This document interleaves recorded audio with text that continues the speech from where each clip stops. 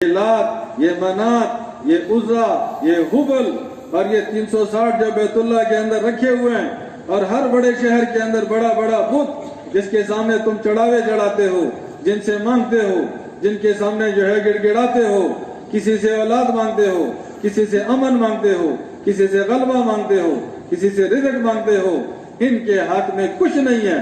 یہ سارا کرنے والا صرف اللہ ہے۔ ان سب کو چھوڑو، ایک اللہ کے ساتھ جڑ جاؤ۔ لا الہ الا اللہ، اللہ کے غیر کی ساری صورتیں اور شکلیں اس کی رب اور ایک اللہ کی طرف بلانا، یہ تمام انبیاء علیہ السلام نے کیا۔ ابراہیم علیہ السلام اپنے زمانے میں نمرود کی رد کر رہے ہیں کہ یہ نمرود رب نہیں ہے، یہ نمرود جو ہے کچھ دینے والا نہیں ہے، یہ موت اور حیات اور عزت اور ذلت اس کے ہاتھ میں نہیں ہے، یہ سب کچھ صرف اللہ کے ہاتھ میں ہے۔ اللہ کے ساتھ جڑ جاؤ، اللہ سے مانگو، اللہ کے سامنے جھکو۔ انہوں نے آگ میں ڈالنا چاہا، آگ میں مارنا چاہا، اللہ نے آگ کو گلزار بنا دیا اور اسی آگ میں زندہ رہنا معجزہ بنا دیا، اور بہت سے لوگ اس معجزے کی وجہ سے مسلمان ہو۔ موسیٰ علیہ السلام 25 سال لا الہ الا اللہ موسیٰ کلیم اللہ کی آواز لگا رہے ہیں۔ فرعون سے نہ ڈرو، یہ فرعون رب نہیں ہے، یہ فرعون کچھ کرنے والا نہیں ہے، کرتا دھرتا صرف اللہ ہے۔ موت اور حیات اور عزت اور ذلت، کامیابی اور ناکامی، یہ صرف اللہ کے ہاتھ میں ہے۔ تو تمام انبیاء علیہ السلام نے اس کلمے کی دعوت دی، حضور پاک صلی اللہ علیہ وسلم نے بھی کلمے کی دعوت دی۔ ہمارا بھی بنیادی کام یہی ہے کہ ہم ساری دنیا میں جائیں اور علل اعلان ہر جگہ یہ کھل کے کہیں، کامیابی دینے والا اللہ، موت اور حیات کا مالک اللہ، خالق اللہ، مالک اللہ، رب اللہ، سب کچھ کرنے والا اللہ۔ اے انسانوں، انسانوں سے نہ ڈرو، اللہ سے ڈرو۔ انسانوں کے در کے بھکاری نہ بنو، اللہ کے در پر آؤ، اس سے مانگو۔ یہ پیسہ، یہ نوٹ، یہ ڈالر، یہ سونا، یہ چاندی، یہ ہیرے، یہ جواہر، یہ زمینوں کی شکلیں، یہ سارا دھوکہ ہے۔ ہمارا رب اللہ ہے، ہماری پرورش اللہ کے خزانوں سے، ہماری روزی اللہ کے خزانوں سے، ہمارے حالات کا بننا اور بگڑنا وہ اللہ کے فیصلے سے۔ انسانوں کے پابند نہ بنو، ان شکلوں کے پابند نہ بنو، اللہ کے حکموں کے پابند بنو۔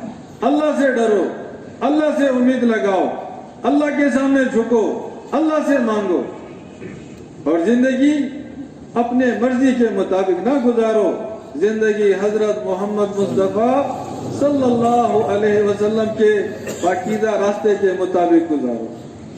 اللہ کی محبت، اللہ کی رحمتیں، اللہ کی طرف سے برکتیں، اللہ کی طرف سے حالات کا بننا، اللہ کی طرف سے غیب کے نظام کا چلنا، وہ صرف اور صرف حضور پاک صلی اللہ علیہ وسلم کے مبارک اعمال کے اہتمام کے ساتھ جڑا ہوا۔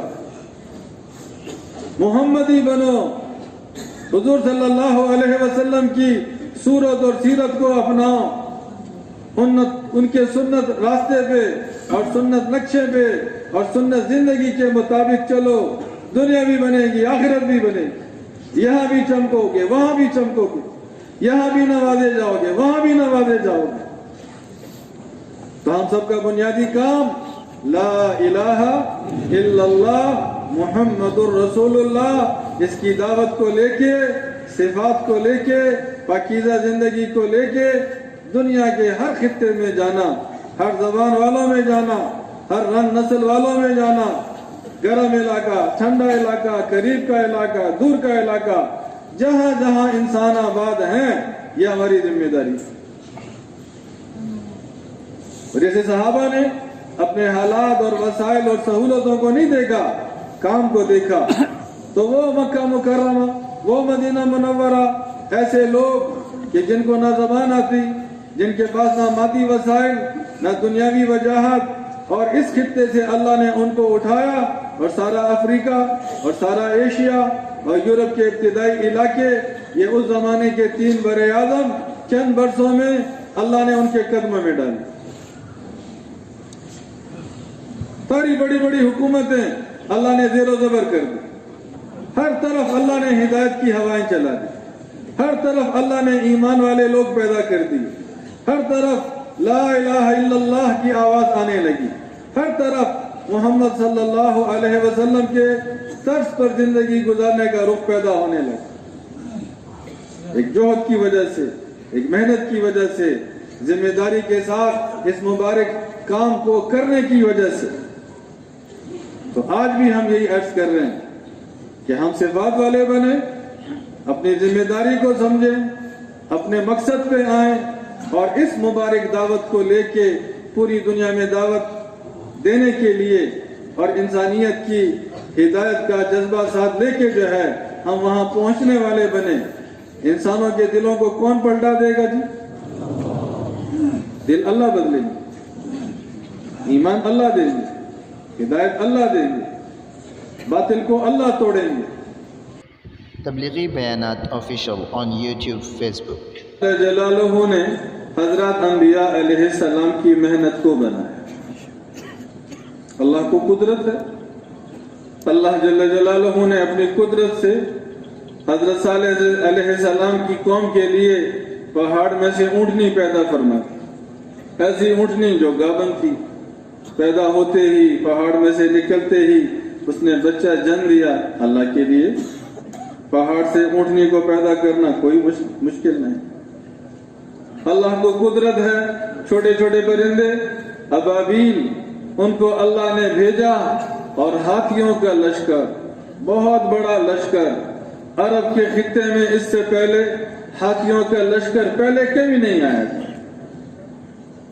اور بیت اللہ کے آس پاس رہنے والے وہ عرب حضرات جب انہوں نے ہاتھیوں کو دیکھا، یہ لشکر دیکھا، اتنا ان پہ خوف آیا کہ مقابلہ تو کجا، وہ اپنے آپ کو بچانے کے لیے پہاڑوں پہ چڑھ گئے. تو جب وہ لوگ مکہ مکرمہ کے قریب آئے اور انہوں نے مکہ کے اندر اپنے جاسوس بھیجے، تو انہوں نے جا کر اپنے بادشاہ سے کہا کہ بادشاہ سلامت، مقابلہ تو کجا، وہاں تو انسان ہی نہیں ہے، سارے گھر خالی ہیں، ساری آبادی ویران ہیں، ان کے اونٹ جگہ جگہ جو ہے آوارہ پھر رہے تھے، کوئی خبر لینے والا نہیں. وہ اونٹ ہم پکڑ کے لے آئے. تو ان اونٹوں کے مالک ہونے کی نسبت سے حضور پاک صلی اللہ علیہ وسلم کے دادا وہ جو ہے تشریف لائے. اور عبد المطلب صاحب وجاہت اللہ نے خوب دی تھی.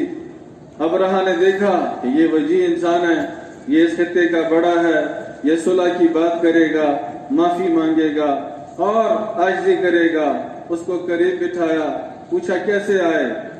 تو انہوں نے فرمایا کہ ہمارے سارے لوگ تو پہاڑوں پہ چڑھ گئے ہیں، لیکن یہاں ہمارے اونٹ چل رہے تھے، پھر رہے تھے. آپ کے سپاہیوں نے ہمارے اونٹ پکڑے ہیں، وہ اونٹ ہمیں واپس کر دو.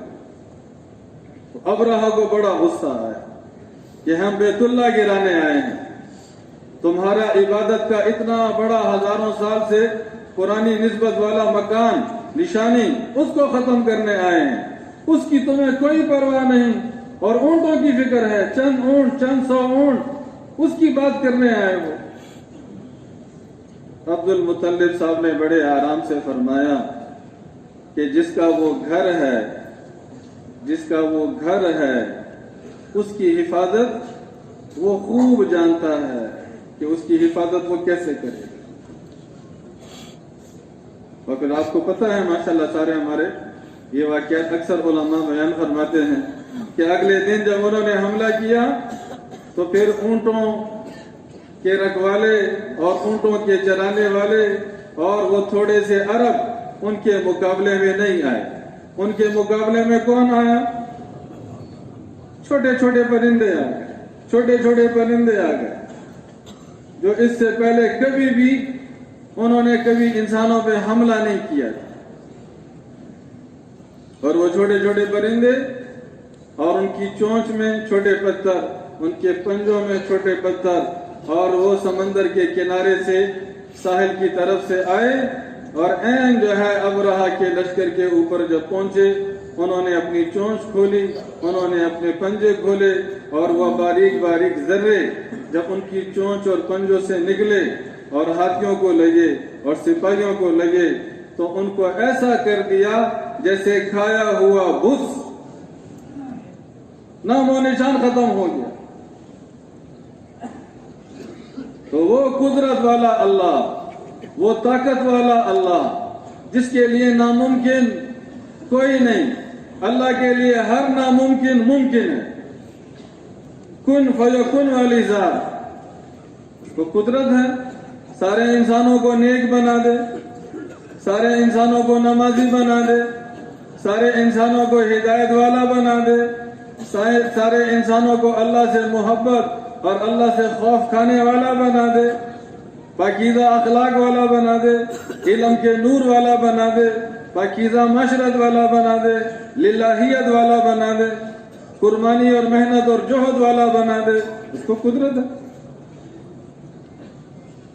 جس قدرت سے اللہ نے آدم علیہ السلام کو پیدا کیا، جس قدرت سے اس کی پسلی سے بی بی حوا علیہ السلام کو پیدا کیا، جس قدرت سے حضرت عیسیٰ علیہ السلام کو پیدا فرمایا، جس قدرت سے اللہ جل جلالہ نے یہ 7 آسمان، یہ 7 زمینیں، یہ چرند، یہ پرند، یہ ہوا کا نظام، یہ پانی کا نظام، یہ فصلوں کا نظام، یہ معدنیات کا نظام، یہ بڑے بڑے پہاڑ اور چٹان، جس قدرت سے اللہ نے یہ پیدا کیے، اس قدرت کے ساتھ اللہ کے لیے چند ارب انسانوں کے قلوب کو پلٹنا کوئی مسئلہ نہیں۔ لیکن وہ آدم علیہ السلام کا زمانہ اور آخری نبی محمد مصطفیٰ صلی اللہ علیہ وسلم کا زمانہ، بیچ میں علماء سے ایسی کوئی روایت نہیں ملتی کہ کوئی قوم اور کوئی ملک اور کوئی خطہ اور کوئی علاقہ نبی کی محنت کے بغیر خود بخود سدھر گیا۔ خود بخود انہوں نے شرک کو چھوڑا ہو، انہوں نے بت پرستی کو چھوڑا ہو، انہوں نے غفلت والی زندگی کو چھوڑا ہو، وہ نیک بنے ہوں، وہ متقی بنے ہوں، وہ اخلاق والے بنے ہوں، وہ اوروں کی خیر خبر اور خیر خواہی والے بنے ہوں، ایسی کوئی روایت نہیں۔ ہمیشہ نبی کا آنا، نبی کی جوہد، نبی کی محنت، اس کی قربانی، اس کی نقل و حرکت، اللہ کے ہاں اس محنت کی قبولیت، اور جن جن کے اندر طلب اور جن جن کے اندر جو ہے ہدایت کی طرف ان کا کچھ رخ بنا، اللہ ان پر کرم فرماتے، رحم فرماتے، اور ان کے قلوب کو ایمان اور ہدایت کے نور سے منور کر دے۔ تو ختم نبوت کی وجہ سے حضرت محمد مصطفیٰ صلی اللہ علیہ وسلم پر نبوت تو ختم، لیکن وہ کار نبوت، وہ نبوت کی ذمہ داری، وہ محنت کی ذمہ داری، وہ ہدایت والی محنت کی ذمہ داری، وہ اعمال جہد کو زندہ کرنا، اس کے لیے قدم اٹھانا، اس کے لیے حرکت کرنا، اس کے لیے جہاں جہاں انسان آباد ہیں وہاں تک پہنچنا، اللہ نے امت محمدیہ صلی اللہ علیہ وسلم، اس کے ہر فرد کو اللہ نے عطا کر دیا۔ تو ہم جتنے یہاں بیٹھے ہیں اور پورے پاکستان میں بہت سے مراکز ہیں، وہاں اس وقت جو مجمع بیٹھا ہے، مساجد میں گشت کے بعد بیانات میں جتنا مجمع بیٹھا ہے، پوری دنیا میں اس قسم کا مجمع جہاں جہاں اس تبلیغی عنوان پر بیٹھا ہے، یہ آنے والا سارا مجمع، ہم میں سے ہر ایک یہاں ہمارے آنے کا مطلوب اور مقصود کہ اللہ ہمیں اس مبارک محنت کے لیے قبول فرمائے۔ اس مجمع میں ماشاءاللہ بڑے تاجر بیٹھے ہیں، بڑے ڈاکٹر بیٹھے ہیں، بڑے انجینئر بیٹھے ہیں، بڑے جج صاحبان بیٹھے ہیں، مزدور بیٹھے ہیں، چھپڑی فروش بیٹھے ہیں، وہ جو جھونپڑوں میں رہتے ہیں خانہ بدوش وہ بیٹھے ہیں، جو بڑے بڑے محلات میں رہتے ہیں وہ بیٹھے ہیں، یہ ہمارا مجمع عمومی مجمع ہے، اس میں سارے ماشاءاللہ ہر قسم کے لوگ آتے ہیں، لیکن ہمارے بزرگ کیا فرماتے ہیں کہ نہ تم اصل کے اعتبار سے ڈاکٹر ہو، نہ تم اصل کے اعتبار سے انجینئر ہو، نہ تم اصل کے اعتبار سے پروفیسر ہو، نہ تم اصل کے اعتبار سے بہت بڑے مل کے مالک ہو یا اپنے کھوکے کو چھلانے والے ہو، اصل کے اعتبار سے تم حضرت محمد مصطفیٰ صلی اللہ علیہ وسلم کی محنت کے مکلف اور ذمہ دار ہو۔ ہم سب کی اصل یہ ہے، میری ملازمت، میری مزدوری، میری تجارت، میرا پیشہ، میرا عہدہ، میری حیثیت، میرا گھر، میری گاڑی، میری جائیداد، اس لحاظ سے جو میری نسبت ہے وہ ثانوی اور دوسرے درجے کی نسبت ہے۔ میرا اصل تعلق حضور صلی اللہ علیہ وسلم اور اس کی جوہد اور اس کی اتباع اور اللہ کے احکامات پہ چلنا اور لا الہ الا اللہ محمد الرسول اللہ یہ مبارک کلمہ دنیا کے کونے کونے تک پہنچانا، یہ میرا اصل کام ہے۔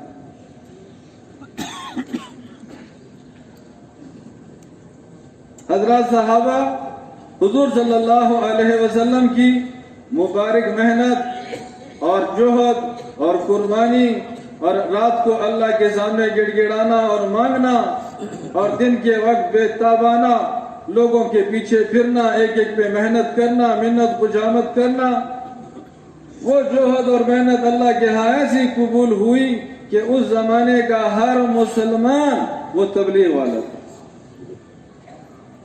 ہر مسلمان وہ دین کی جوہد والا تھا، ہر مسلمان کلمہ پہنچانے والا اور کلمہ پھیلانے والا تھا، ہر مسلمان مبلغ تھا، ہر مسلمان دین کی حفاظت والا تھا، اور ہر مسلمان صفات سے متصف تھا۔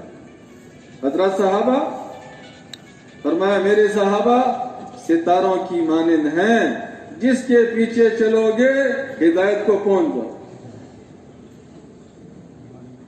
تو ان حضرات نے صفات کے ساتھ، وہ صفات جو اللہ کے ہاں محبوب اور مقبول، ان صفات کے ساتھ اس محنت کو کیا ہے، حرکت کی ہے، جہد کیا ہے، قدم اٹھایا ہے، اپنی صلاحیتوں کو لگایا ہے، اور اللہ نے ان کو انسانیت کی ہدایت کا ذریعہ اور سبب بنایا۔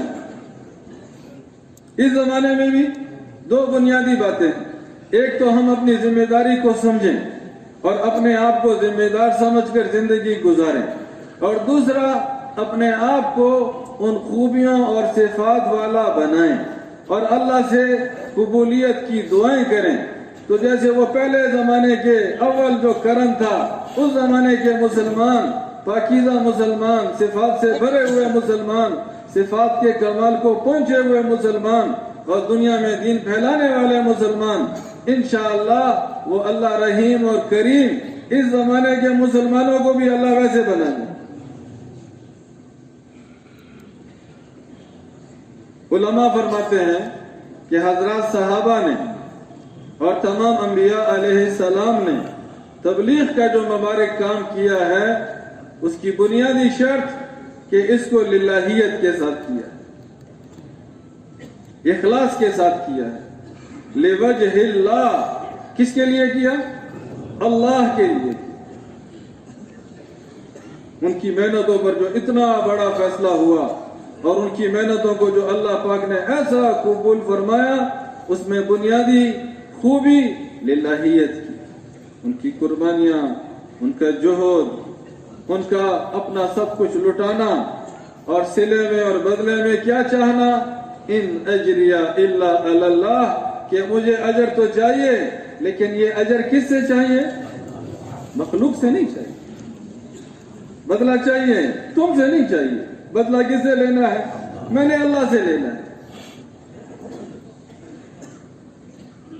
اس لیے ہماری محنت بھی اللہ قبول فرمائیں گے، ہماری محنت کو بھی اللہ ہدایت کا ذریعہ بنائیں گے، اللہ ہمیں بھی ہدایت والا بنائیں گے، اللہ معاشرے کو بھی ہدایت والا بنائیں گے، اور 400 دنیا میں اللہ اس ہدایت کے نور کو پہنچائیں گے۔ لیکن اگر آج کا امتی اخلاص کی بنیاد پر اس کام کو اپنی ذمہ داری سمجھتے ہوئے اس کو کرنے والا بنے۔ علماء فرماتے ہیں غزوہ احد یہ دوسرا غزوہ ہے، بڑا غزوہ جس میں لڑائی ہوئی، حضور پاک صلی اللہ علیہ وسلم شامل۔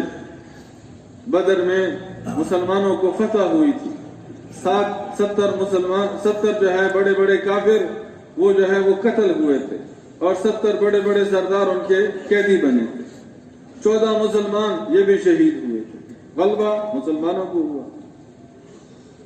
اب وہ جو ان کو چوٹ لگی تھی تو وہ سارا سال تیاری کرتے رہے، اور جو تجارت کا مال آیا تھا اس کو لگایا نہیں، اس سے اسلحہ خریدا، اس سے تیاری کی، اس سے فوج بنائی، اور اگلے سال وہ خود جو ہے حملے کے لیے مکہ سے چلے اور سیدھا مدینہ منورہ پہنچ گئے، اور 3000 کا لشکر لے کے پہنچ گئے۔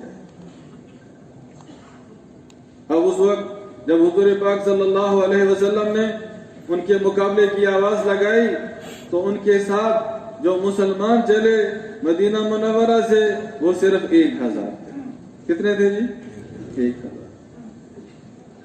اور جب میدان جنگ کے قریب ہوئے تو عبداللہ بن ابی ابن سلول منافقین کا سردار، وہ اپنے حامی جو 300 تھے، انہوں نے کہا نہیں نہیں، ہمیں تو مدینہ میں رہ کے لڑنا چاہیے تھا، میں نے مشورہ بھی دیا تھا، آپ نے میری بات مانی نہیں تھی، تو آپ نے میری رائے نہیں مانی، اتنے بڑے لشکر سے ہم کھلے میدان میں مقابلہ کریں، یہ تو کھلی موت ہے، میں اپنے ساتھیوں کو ویسے ہی نہیں مروا سکتا، وہ اپنے 300 حامیوں کو لے کے الگ ہو۔ تو مسلمان کتنے رہ گئے؟ صرف 700۔ تو ایک مدینہ منورہ کا قبیلہ، اور ان میں ان کا ایک ساتھی جس کا نام تھا اسیرم، وہ یہ 2-2.5 سال 3 سال جو عرصہ گزرا تھا اس میں مسلمان نہیں ہوا تھا، اسی قبیلے کا حضور کو دیکھا تھا، صحابہ کو دیکھا تھا، اسلام کو دیکھا تھا، وہ ساری برکتیں دیکھی تھی، لیکن اللہ کی جان مسلمان نہیں ہوا۔ اور اس صبح جو ہے وہ آ کر مسلمانوں کے لشکر میں کھڑا ہو گیا۔ اشراق اور چاش کے وقت یہ لڑائی ہوئی ہے، یہ غزوہ ہوا۔ تو جب وہ آیا تو اس کے قبیلے کے لوگوں نے اس سے پوچھا، اسیرم ہماری مدد کو آیا ہے؟ اس نے کہا نہیں نہیں، میں بھی مسلمان بن گیا ہوں، میں نے بھی کلمہ پڑھ لیا ہے، اور میں مسلمان بن کے تمہارے ساتھ جو ہے ساتھ دینے آیا ہوں۔ تو مسلمان بنا، وہاں پہنچ گیا، لڑائی میں شریک ہوا، تھوڑے سے وقت لڑائی ہوئی، پوری تفصیل ہے غزوہ احد کی، اور اللہ کی شان یہ اسیرم رضی اللہ عنہ شہید ہو گیا۔ کیا ہو گیا جی؟ اللہ کو پیارا ہو گیا۔ کسی نے حضور صلی اللہ علیہ وسلم کو خبر کی کہ جی اسیرم آیا تھا، آج صبح ہی مسلمان ہوا تھا، اس کو نماز پڑھنے کی نوبت ہی نہیں آئی، کوئی سجدہ نہیں کیا، ابھی کوئی زکوٰۃ نہیں دی، ابھی کوئی جو ہے اس نے روزہ نہیں رکھا، اس نے اور جو اسلام کے بڑے بڑے کام میں کچھ نہیں کیا، صرف کلمہ پڑھا، اور آتے ہی محنت میں جڑ گیا، آتے ہی ہمارے ساتھ غزوے میں جڑ گیا، اور مسلمان بن کے آیا تھا، مسلمان ہونے کے شوق میں آیا تھا، اور ہمارے ساتھ صفوں میں شامل تھا، اور اللہ کے نام پہ جو ہے جان دے دی۔ حضور نے فرمایا جنتی ہے۔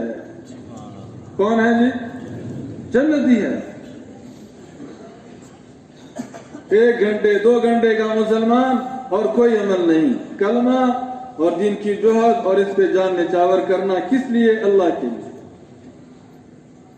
اور علماء فرماتے ہیں کہ اسی غزوہ احد میں ایک اور اس زمانے کا جو کلمہ پڑھ لیا تھا، مسلمان تو ہو گیا تھا، قزمان اس کا نام تھا۔ کیا نام تھا جی؟ قزمان اس کا نام تھا۔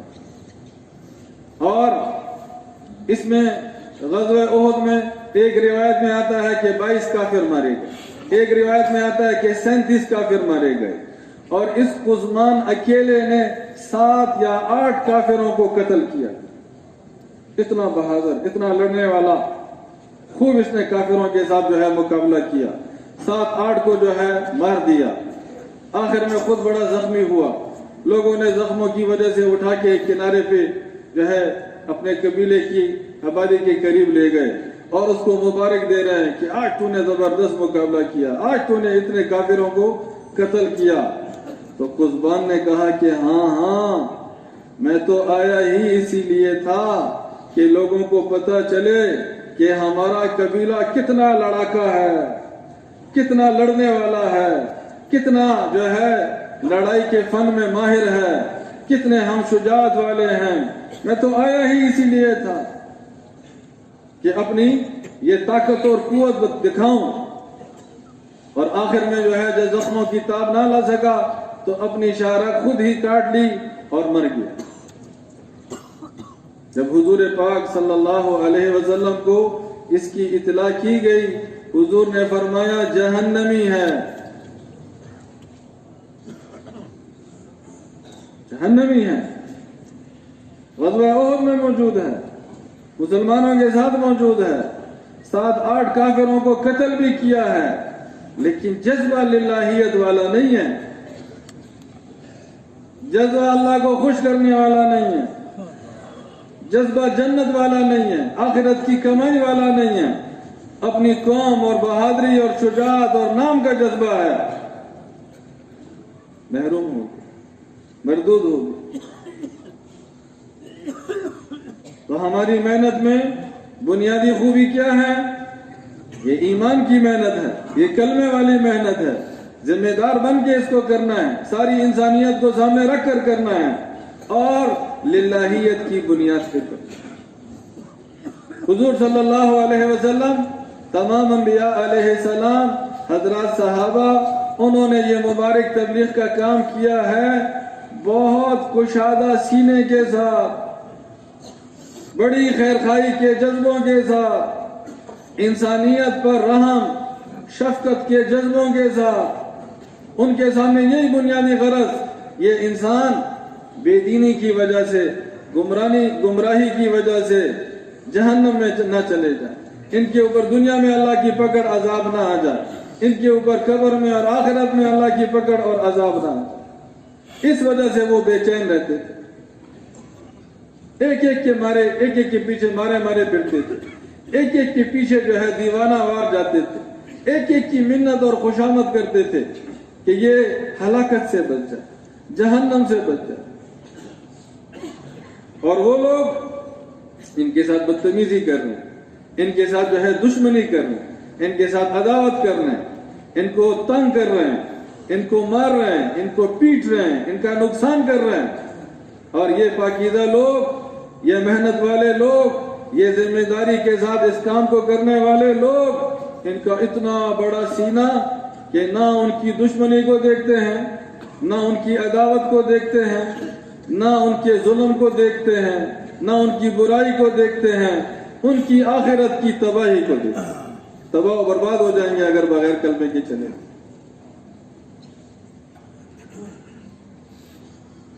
حضور صلی اللہ علیہ وسلم، جب یہود بھی سارے اللہ پاک نے غزوات کے ذریعے وہ علاقے سارے فتح کرا دیے، اور آس پاس کے جتنے بھی اور مشرک اور غیر مسلم لوگ تھے، یہ غطفان اور غسان آس پاس کے قبائل، وہ بھی جو ہے یا دب گئے اور یا مسلمان ہو گئے۔ 3 بڑے بڑے دشمن تھے، مکہ کے قریش، یہود، اور یہ آس پاس کے کفار قبائل غطفان اور غسان، یہ 3 بازو تھے جس سے 10 سال مدینہ منورہ کی زندگی میں حضور صلی اللہ علیہ وسلم مسلسل جہد کرتے رہے، کوشش کرتے رہے، اور بعض اوقات مقابلہ بھی کرتے رہے۔ تو یہود بھی فتح ہو گئے، مسلمان ہو گئے، دب گئے، غطفان والے بھی مسلمان ہو گئے، قریب آ گئے، دب گئے، آخر میں صرف قریش رہ گئے، اور ان کی بھی قوت اور طاقت ٹوٹ گئی۔ تو حضور صلی اللہ علیہ وسلم چاہتے تھے کہ اب مزید یہ اور ناکام نہ ہوں، مزید یہ اور محروم نہ ہوں، اور اللہ ان کو ہدایت دے دے، اور اللہ ان کو کلمہ پڑھنے کی توفیق دے دے۔ تو رمضان کا مہینہ سخت گرمی کا زمانہ، اور اس سخت گرمی کے زمانے میں روزہ، ہم مسلمانوں کا روزہ سب کو پتا کہ وہ صبح صادق سے لے کے غروب تک نہ کھانا نہ پینا، کچھ بھی نہیں، اور وہ صحرا کا علاقہ، گرم علاقہ، سختی کا علاقہ، اور حضور صلی اللہ علیہ وسلم نے ایسے چھپ کے انداز میں، ایسے جو ہے خفیہ انداز میں فتح مکہ کے لیے اپنے ساتھیوں کو جمع کیا اور لشکر کو روانہ کیا کہ تاکہ مکہ والوں کو کانوں کان خبر نہ ہو۔ اور یہ مدینہ منورہ سے مکہ مکرمہ تک یہ جو فاصلہ ہے یہ 2 ہفتوں کی مسافت ہے اس زمانے کے لحاظ سے، اور حضور صلی اللہ علیہ وسلم اتنی تیزی سے اپنے صحابہ کو لے کے چلے ہیں کہ انہوں نے روزے کی حالت میں، اس گرمی کی حالت میں یہ سفر بجائے 2 ہفتوں کے 1 ہفتے میں طے کر دی۔ 8ویں دن وہ مکہ مکرمہ کے بہت قریب اور بالکل ان کے سر پہ پہنچ گئے، اور جب ان کے سرداروں کو پتہ چلا کہ رات کے وقت اتنا بڑا لشکر اور انہوں نے جو ہے آگ جلائی ہوئی ہے اور بہت سے خیمے لگے ہوئے ہیں، تو وہ سارے جو ہے تجسس میں نکل آئے۔ پھر پتہ چلا کہ یہ تو اللہ کے رسول اور صحابہ اور ان کا اتنا بڑا لشکر ہمارے سروں پہ پہنچ گیا۔ اب نہ ہم جنگ کی تیاری کر سکتے ہیں، نہ اپنے معاون اور مدد والوں کو بلا سکتے ہیں، اب تو بس 2 ہی صورتیں ہیں، یا مسلمان ہونا پڑے گا اور یا یہاں سے بھاگنا پڑے گا۔ پھر ان کے کچھ سردار آئے اور حضور سے معافی مانگی، حضور نے معاف فرمایا، اور انہی کے گھروں میں، حرم میں، بیت اللہ میں جو اپنے گھر کا دروازہ بند کر لے، سب کو اللہ کے رسول نے امن کا پیغام دیا کہ ان کو امان ہے۔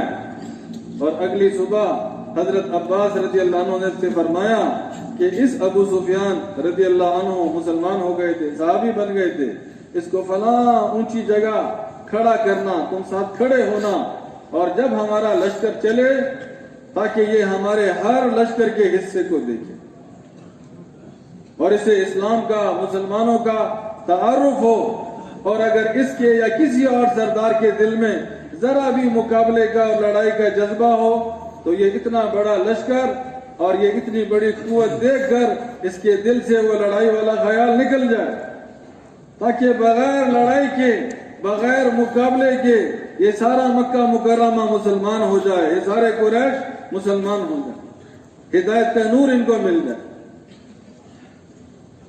تو قبیلے گزر رہے ہیں، لشکر گزر رہے ہیں، اور ابو سفیان صاحب حضرت عباس رضی اللہ عنہ سے پوچھتے تھے کہ یہ کون ہے، یہ کون ہے، یہ کون ہے، یہ کون ہے، اور حضرت عباس رضی اللہ عنہ فرمایا کرتے تھے یہ فلاں قبیلہ ہے، یہ فلاں قبیلہ ہے، یہ فلاں قبیلہ ہے۔ اتنے میں انصار کا قبیلہ، ان کا ایک بہت بڑا جتھا وہ گزر رہا تھا، اور حضرت سعد بن عبادہ رضی اللہ عنہ ان کے ہاتھ میں جھنڈا تھا، اور وہ ان کو ماشاءاللہ ان کی قیادت میں وہ جو ہے لشکر کا ٹکڑا جو ہے وہ گزر رہا ہے، اور جب اس نے دیکھا کہ یہ مکہ کا سردار کھڑا ہے اور یہ جو ہے غزوہ بدر میں ہمارے مقابلے میں آیا تھا، احد میں ہمارے مقابلے میں آیا تھا، اور جو ہے خندق میں ہمارے مقابلے میں آیا تھا، وہ سارے مناظر اس کی آنکھوں میں آئے، اور اس نے بڑی تیز آواز میں کہا کہ آج خوب خون بہانے والا دن ہے، آج خوب لڑائی والا دن ہے، مقابلے والا دن ہے، خون بہانے والا دن ہے۔ جب ابو سفیان نے یہ سنا وہ پریشان ہو گیا، اتنا بڑا لشکر اگر مکے میں پہنچ گیا اس جذبے کے ساتھ تو ہماری تو ساری نسل ختم ہو جائے گی۔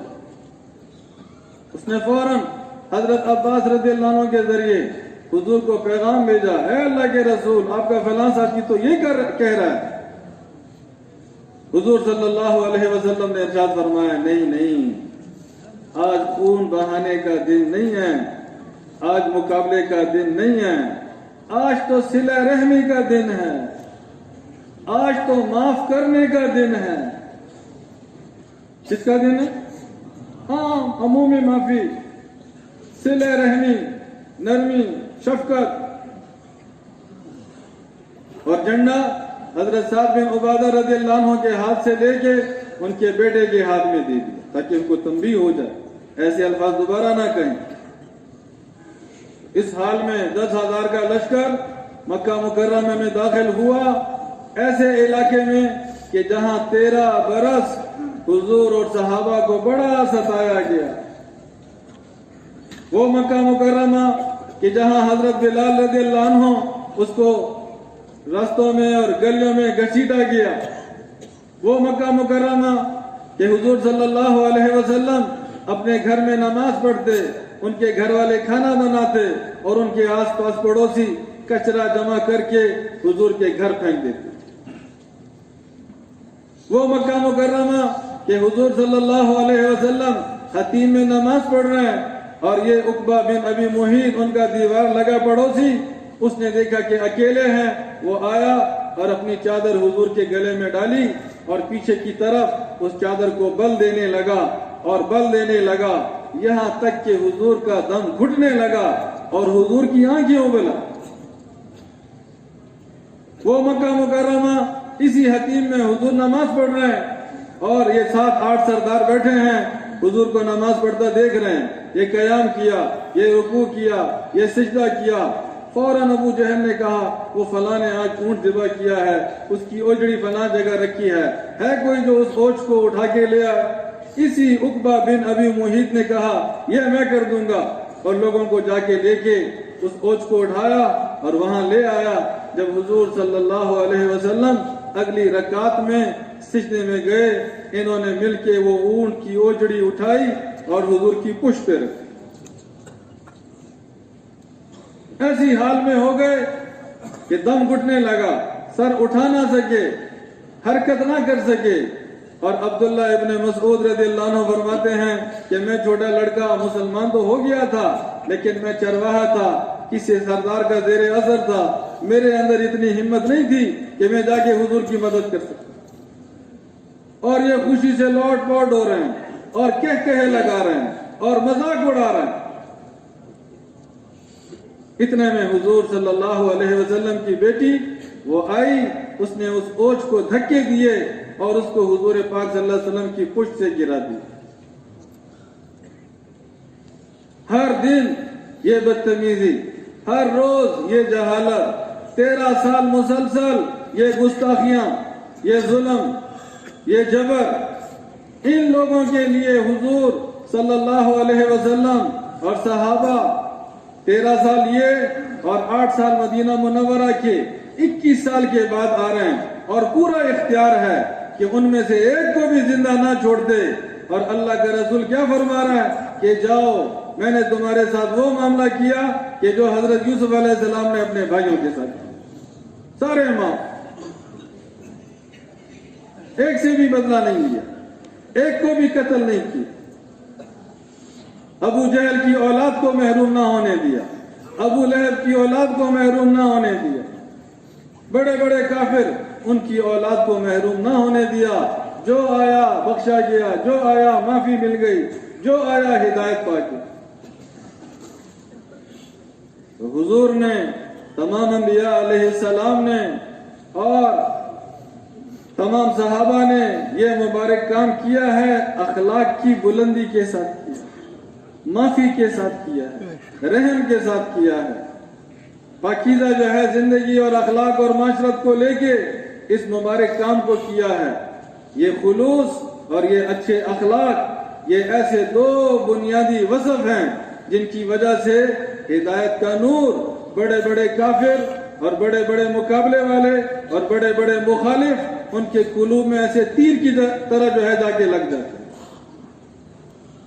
ان کو بھی اللہ نواز دیتے ہیں، ان کو بھی اللہ ہدایت والا بنا دیتے ہیں، اور اگر وہ محروم رہ جائیں اللہ ان کی نسلوں کو، آئندہ آنے والے ان کے قوم اور قبیلوں کو اللہ ایمان اور ہدایت والا بنا دیتے ہیں۔ تو ہم نے بھی تبلیغ کا مبارک کام کرنا ہے، للہیت کے ساتھ کرنا ہے، اخلاق اور انسانیت کی خیرخواہی اور شفقت کے جذبوں کے ساتھ کرنا ہے۔ تمام انبیاء علیہ السلام نے یہ مبارک کام کیا اور اللہ کی محبت اور اللہ کے دھیان اور اللہ کی حضوری کی کیفیتوں کے ساتھ یہ مبارک کام کیا. ہر آن ہر گھڑی ان کا لگاؤ اور ان کا تعلق اور ان کی توجہ مخلوق کی طرف نہیں تھی، صرف اللہ کی طرف. سامنے کتنا بڑا دشمن ہے اور سامنے کتنا بڑا لشکر ہے اور سامنے کتنے نامناسب حالات ہیں. انبیاء علیہ السلام اور حضرات صحابہ کبھی بھی ان حالات کی وجہ سے ان کے قدم نہ ڈگمگائے ہیں اور نہ وہ پریشان ہوئے. حضرت موسیٰ علیہ السلام 40 سال انہوں نے بنی اسرائیل پہ محنت کی. 25 سال کلمے کی محنت، 15 سال نماز کی محنت نبوت ملنے کے بعد. اور وہ بنی اسرائیل جو بڑے قسم پرس تھے اور فرعون سے دب گئے تھے اور ان کے غلام تھے اور ان کی عورتیں ان کے گھروں میں کنیزیں تھیں اور سارا محنت مزدوری اسی کام میں جو ہے ان کی ساری نسل لگی ہوئی تھی اور ان کو رگڑا لگ رہا تھا اور اللہ کو بھلا بیٹھے تھے، زندگی غفلت والی ہو گئی تھی. حضرت موسیٰ علیہ السلام نے شبانہ وار محنت کر کے، کوشش کر کے، جہد کر کے، دعوت دے کے ماشاءاللہ ان کی محنت کو اللہ نے قبول کیا اور وہ بنی اسرائیل کا مجمع وہ فرعون کے خوف سے نکل آیا اور اللہ کی طرف ان کی توجہ چلی. عبادت میں لگ گئے، اللہ کو یاد کرنے میں لگ گئے، اللہ کے سامنے سجدے میں لگ گئے، اللہ کو پکارنے میں لگ گئے. پھر اللہ کی طرف سے حکم آیا کہ اپنے اصلی وطن بیت المقدس تم نے جانا ہے، یہاں سے ہجرت کرو. ہجرت کا سفر ہوا اور اللہ کی شان رات کو سفر شروع کیا. ساری رات بھٹکتے رہے اور صبح کہاں جا کے لگے؟ بالکل دریا کے کنارے جا کے لگے. تو خشکی والا راستہ وہ بھلا بیٹھے. یہاں سے فرعون اس کے لشکر کو پتہ چلا، انہوں نے اپنی لاکھوں کی فوج کو اٹھایا اور بڑے غصے اور جلال میں ان کے پیچھے آ رہے ہیں کہ یہ ہمارے غلام یا ہماری کنیزیں اگر یہ چلے گئے یہ خدمت کے کام کون کرے گا؟ نہ اطلاع دی نہ پوچھا اور یہ جا رہے ہیں. ہم ان کو ایسی سزا دیں گے کہ آئندہ ان میں کبھی بھی یہ جرت پیدا نہ ہو. تب بنی اسرائیل والے جب انہوں نے صبح دیکھا آگے سمندر دریا اور پیچھے جو ہے فرعون کی فوج کے آنے کے اثرات، انہوں نے موسیٰ علیہ السلام سے فرمایا، اے موسیٰ علیہ السلام ہم تو مر گئے، ہم تو مارے گئے، آگے بھی موت پیچھے بھی موت.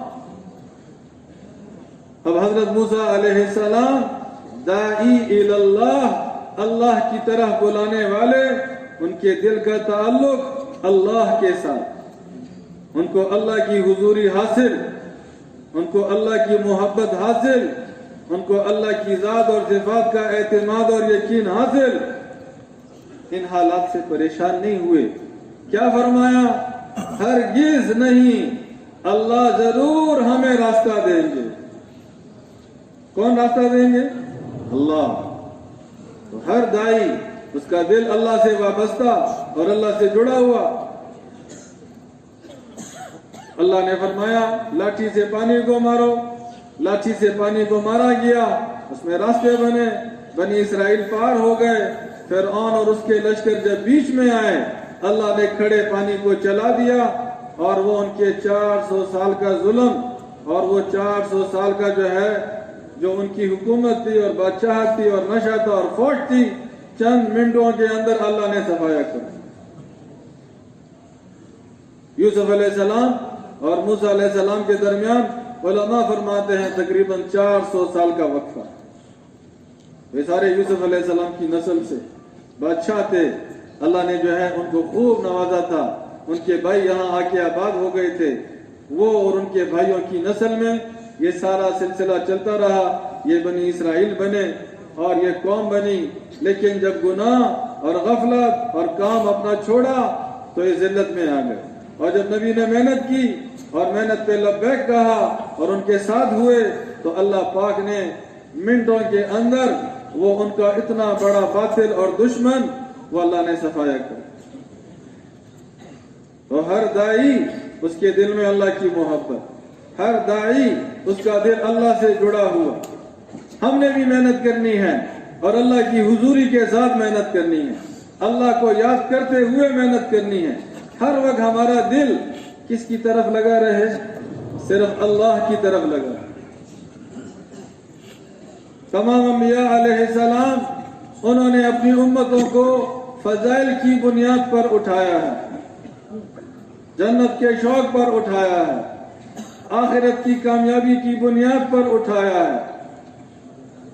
موت کے بعد ہمیشہ کی زندگی، موت کے بعد ہمیشہ کی جوانی، موت کے بعد ہمیشہ کی راحتیں، موت کے بعد خواہشات کے پورا ہونے کا وہ بندوبست کہ اللہ فرماتے ہیں نہ کسی آنکھ نے دیکھا اور نہ کسی کان نے سنا اور نہ کسی کے دل پر اس کا خیال گزرا۔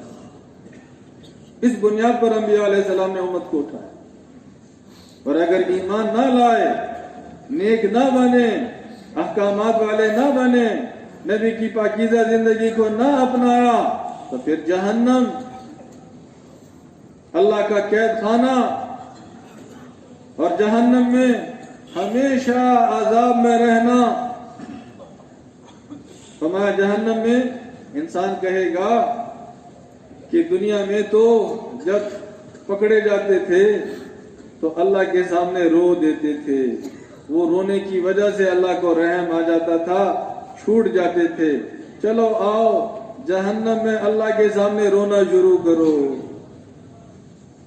تو کہا جہنمی رونا شروع کرے گا اور اس کے ایسے آنسو نکلیں گے کہ ہر طرف پانی پانی ہو جائے گا، اور اس کی آنکھ میں پھر ایک قطرہ پانی نہیں رہے گا، لیکن اللہ کی رحم کو جوش نہیں آئے گا۔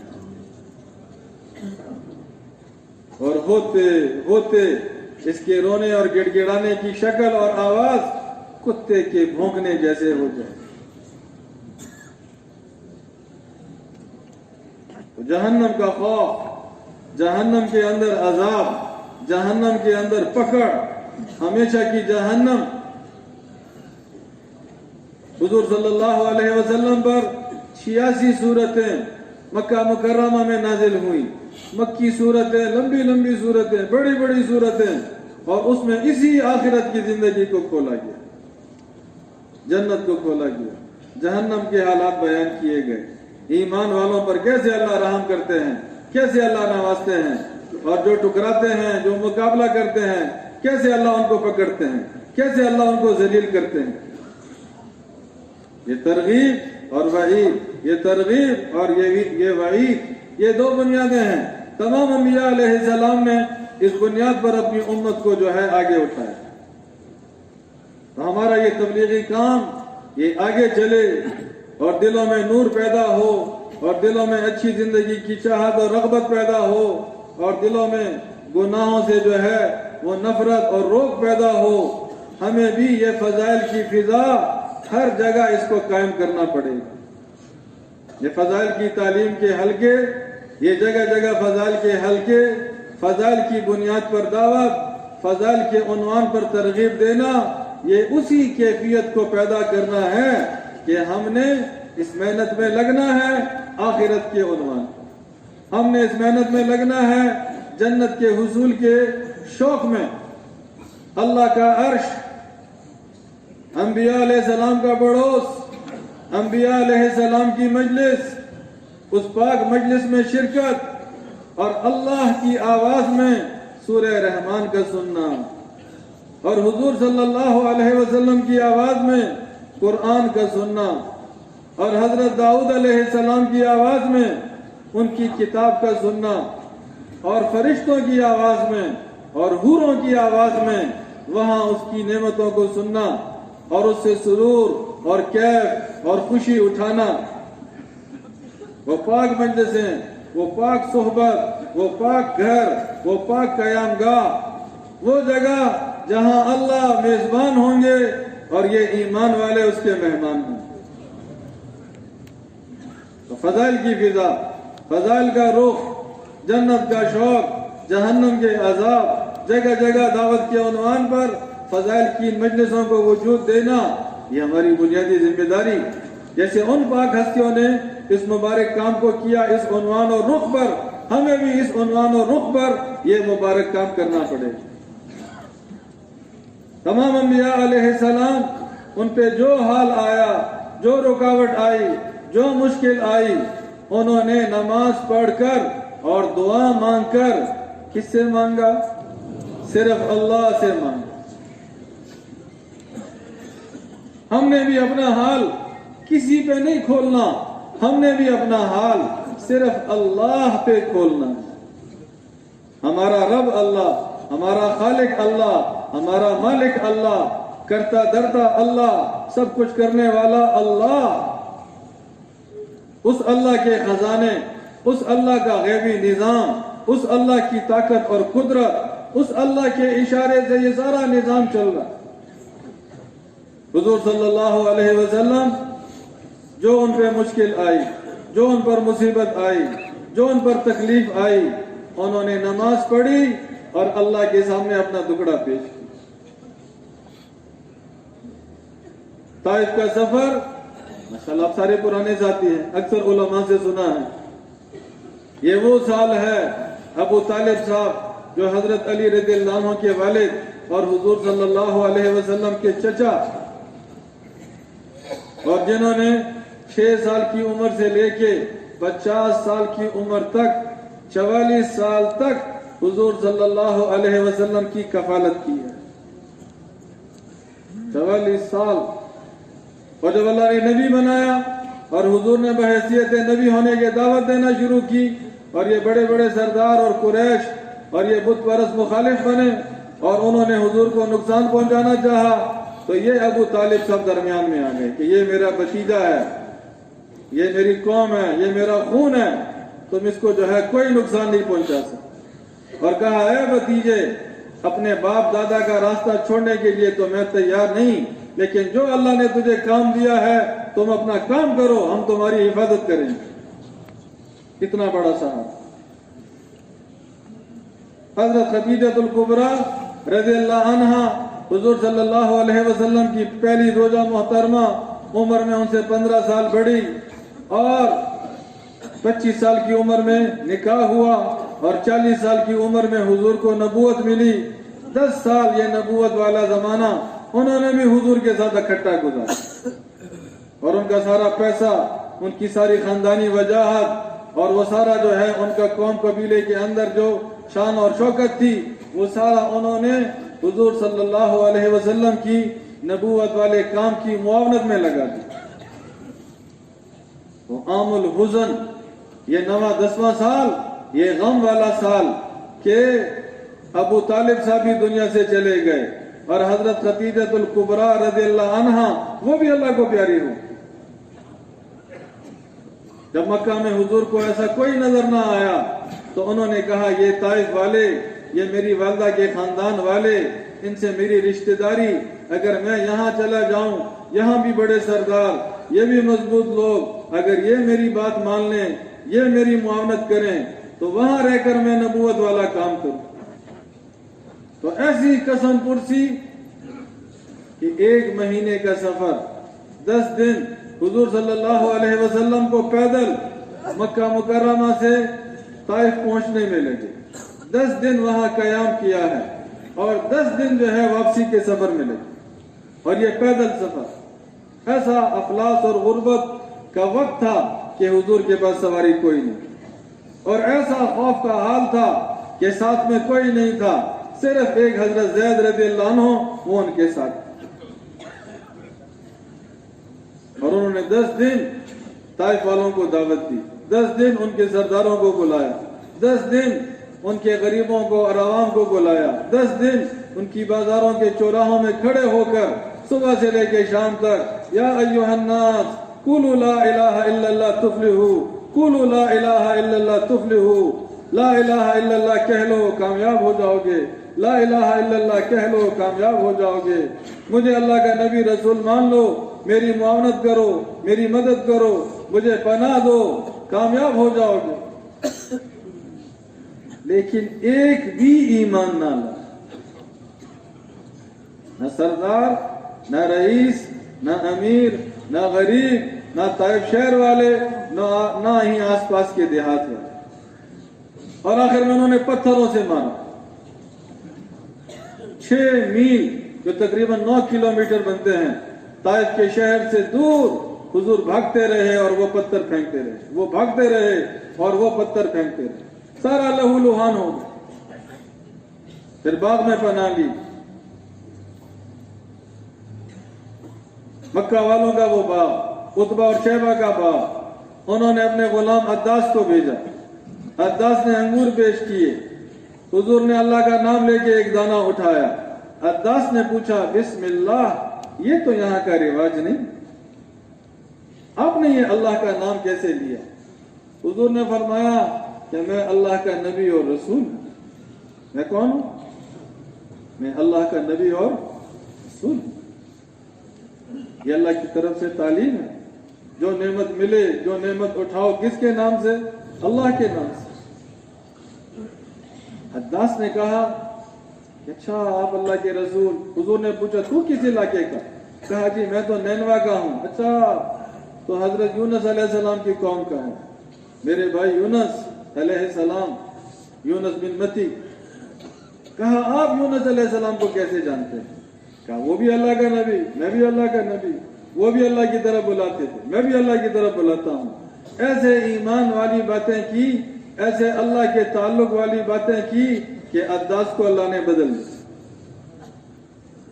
پھر یہاں قیام اور یہاں صبح کی نماز, اور نماز میں حضور جو ہے اب وہ سارا پیچھے سفر گزرا ہے, وہ سارا پیچھے قربانی ہوئی ہے, وہ سارا جو اذیت ملی ہے, وہ سارا جو مایوسی کا دور گزرا ہے, وہ سب کچھ, لیکن حضور صلی اللہ علیہ وسلم نماز پڑھ رہے ہیں اور اللہ کو قرآن سنا رہے ہیں, نماز پڑھ رہے ہیں اور قرآن سنا رہے ہیں, نماز پڑھ رہے ہیں اور قرآن سنا رہے ہیں.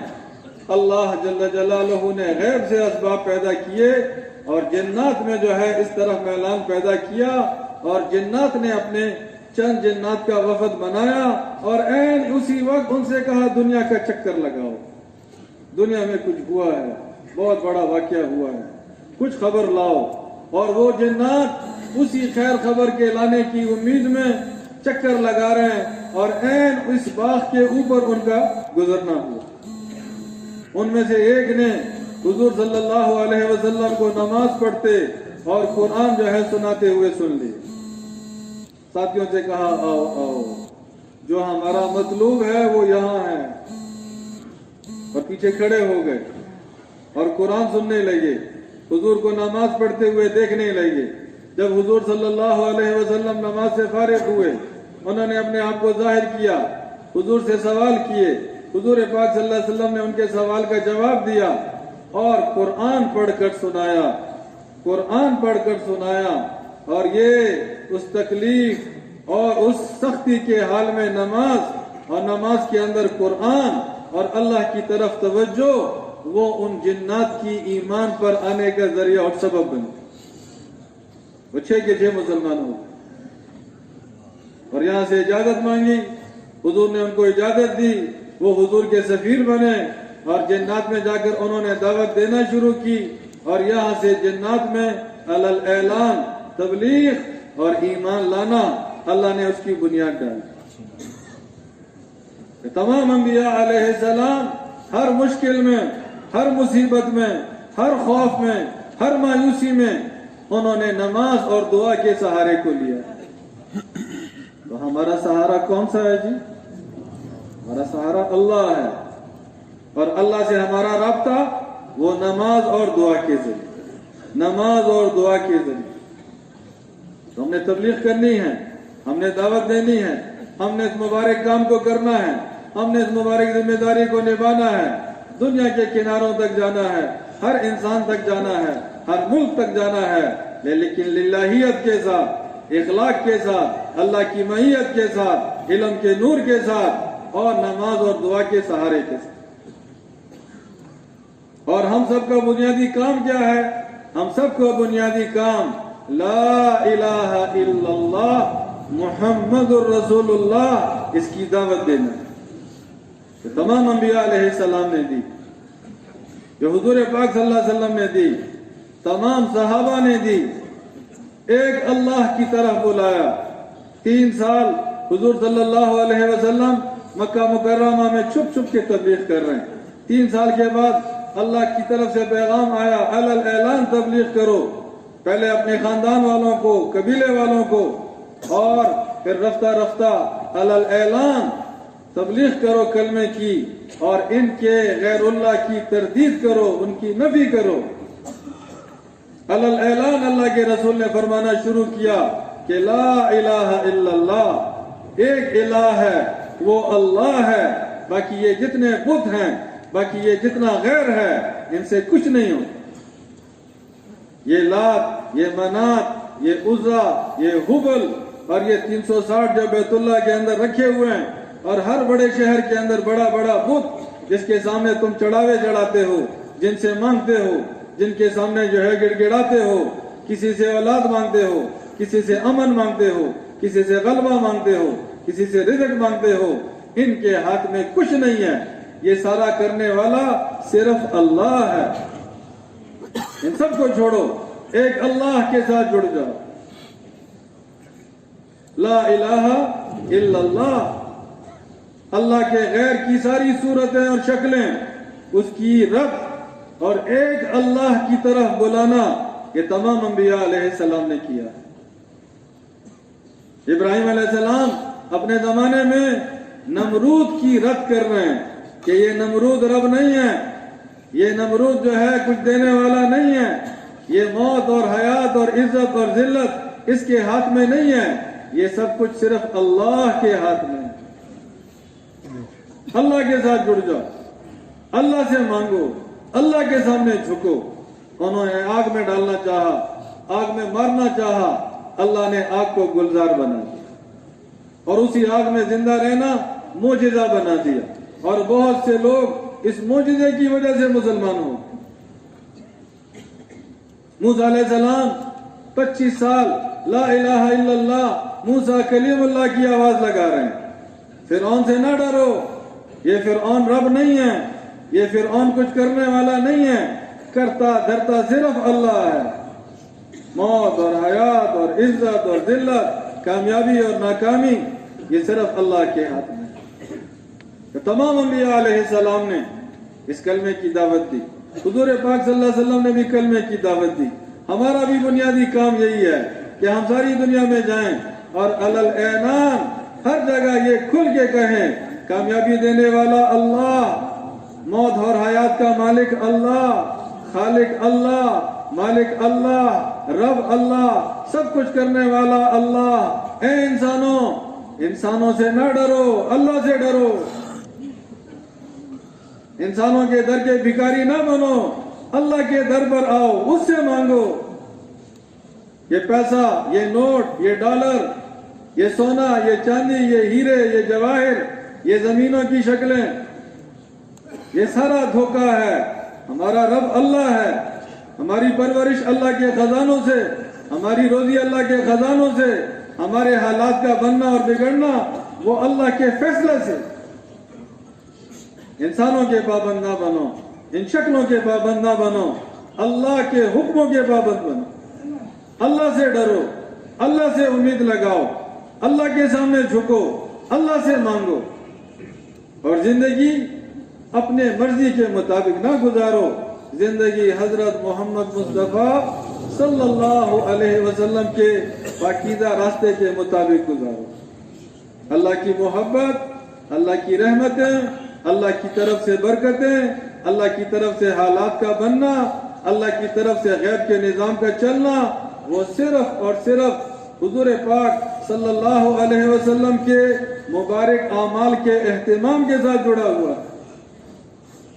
मोहम्मदी बनो, हुजूर सल्लल्लाहु अलैहि वसल्लम की सूरत और सीरत को अपनाओ, उनके सुन्नत रास्ते पे और सुन्नत नक्शे पे और सुन्नत जिंदगी के मुताबिक चलो। दुनिया भी बनेगी, आखिरत भी बनेगी। यहाँ भी चमकोगे, वहां भी चमकोगे, यहाँ भी नवाजे जाओगे, वहां भी नवाजे जाओगे। तो हम सबका बुनियादी काम ला इलाहा इल्लल्लाह मुहम्मदुर रसूलुल्लाह, इसकी दावत को लेके, सिफात को लेके, पाकीज़ा जिंदगी को लेके दुनिया के हर खित्ते में जाना, ہر زبان والوں میں جانا، ہر رنگ نسل والوں میں جانا، گرم علاقہ، ٹھنڈا علاقہ، قریب کا علاقہ، دور کا علاقہ، جہاں جہاں انسان آباد ہیں، یہ ہماری ذمہ داری ہے۔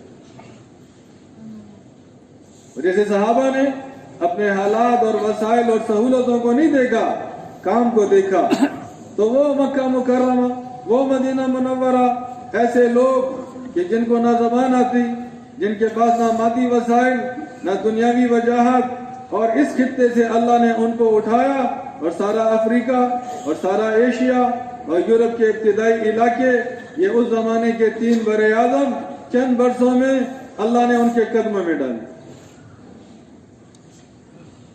ساری بڑی بڑی حکومتیں اللہ نے زیر و زبر کر دی، ہر طرف اللہ نے ہدایت کی ہوائیں چلا دی، ہر طرف اللہ نے ایمان والے لوگ پیدا کر دی، ہر طرف لا الہ الا اللہ کی آواز آنے لگی، ہر طرف محمد صلی اللہ علیہ وسلم کے طرز پر زندگی گزارنے کا رخ پیدا ہونے لگا۔ ایک جوہد کی وجہ سے، ایک محنت کی وجہ سے، ذمہ داری کے ساتھ اس مبارک کام کو کرنے کی وجہ سے۔